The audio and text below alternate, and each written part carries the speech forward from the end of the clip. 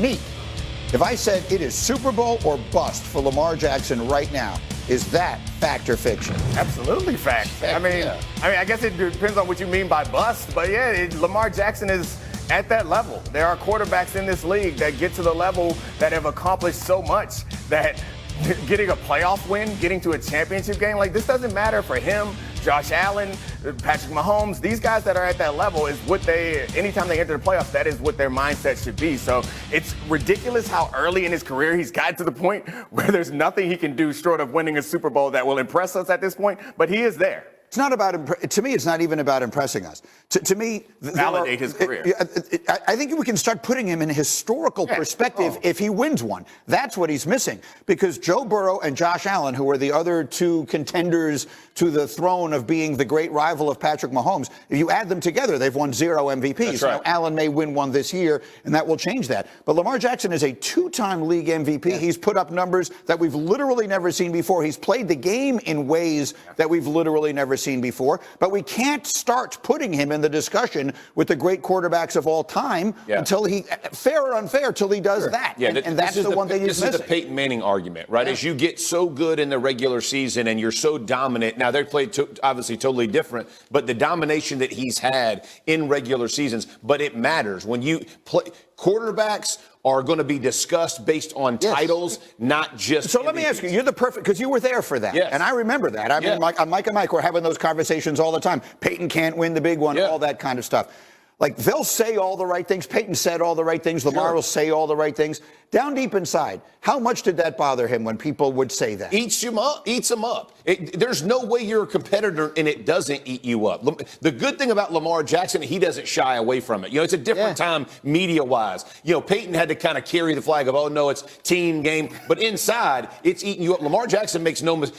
I got to go win a Super Bowl. We're going to go win a Super Bowl. It's not about MVPs. I don't care about an MVP. I care about winning a Super Bowl because that's what matters. The interesting thing about those comparisons is very similar reasons why I think that they struggle. And we've had this conversation before. It's like in what the Colts used to do didn't always carry over to the playoffs because they didn't have the flexibility to do that. And I think that's been the truth for Lamar Jackson until last year. Last year was kind of the first year with the Monken offense. And then this year will be the second year in it. And you see how much better the offense is gotten.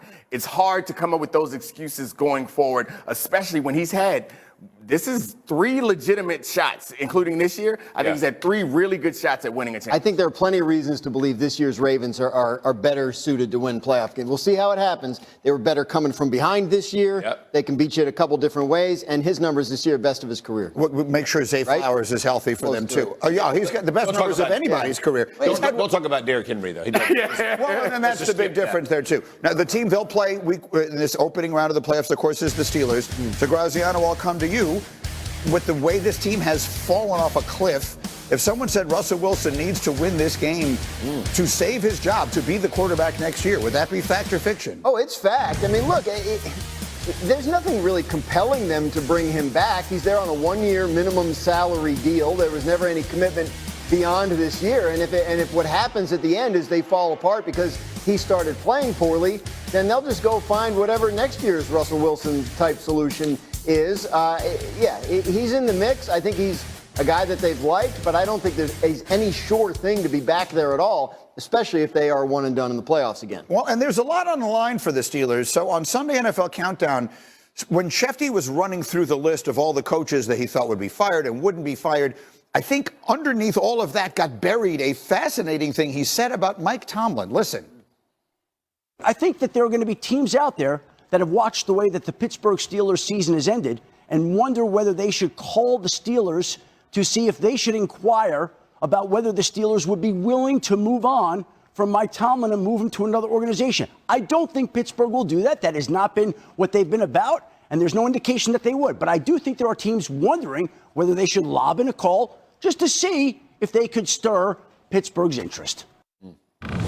So that got very interesting. Shefty pointed out yesterday that on McAfee's show, I believe, that Tomlin has a no-trade clause in his contract. But the reality is those things are sort of fungible anyway, because if he wants to go somewhere, then they're not trading him to a place he doesn't want to go. Right. You said an interesting thing to us in our meeting.